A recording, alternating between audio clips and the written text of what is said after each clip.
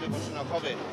এই আজকে তাজিয়া মিছিলে আমাদের প্রশাসনিকভাবে সর্বোচ্চ সহযোগিতা প্রদান করা হয়েছে, নিরাপত্তা দেওয়া হয়েছে।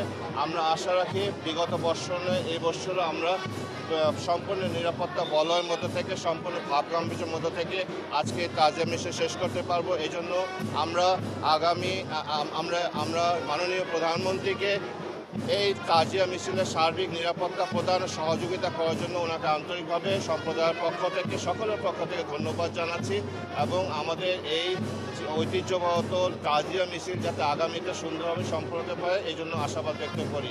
10ই মুহররম তাজিয়া মিছিল এটি একটি সত্যকে প্রতিষ্ঠা করার একটা উদাহরণ। ইমাম হুসাইন ইসলাম কারবালার ময়দানে সত্য প্রতিষ্ঠা করতে গিয়ে 72 জনের সাথে শহীদ হয়েছিলেন।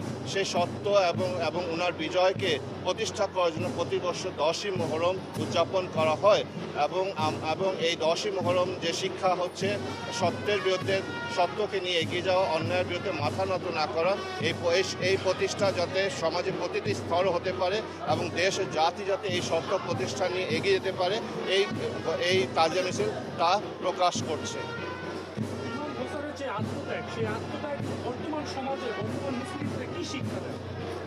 বর্তমান মুসলিম সমাজে ইমাম হোসেন ইসলামের আত্মত্যাগ শিক্ষাটা হচ্ছে যাতে আমরা সবাই একসাথে মিলেমিশে ঐক্যবদ্ধভাবে সত্য প্রতিষ্ঠার জন্য এগিয়ে যাই, যে কোনো অন্যায়ের বিরুদ্ধে আমরা একসাথে হয়ে প্রতিবাদ করতে পারি।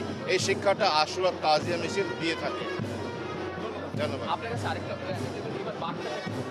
যেহেতু আপনি জানেন যে আমাদের আরেকটা রাখতে চাচ্ছি যে আজকে এবার কিন্তু আপনি জানেন যে এইভাবে আন্দোলন নিয়ে একটা বিশেষ লোক আছে, এই সামনে থেকে আপনি বলছিলেন যে সতর্কতা কী কী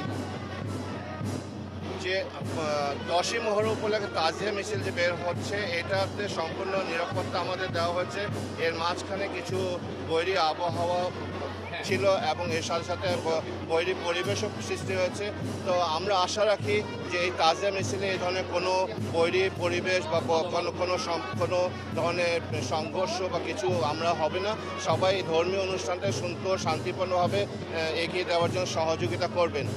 আর এই ধর্মীয় অনুষ্ঠানের মাধ্যমে, তাজিয়া মিছিলের মাধ্যমে যে প্রকাশটা হচ্ছে সেটা হলো সবাই যাতে আমরা মিলেমিশে যে কোনো বিষয় সমাধান সুন্দরভাবে করতে পারি, এই তাজিয়া মিছিল তাই আমাদের প্রকাশ করছে।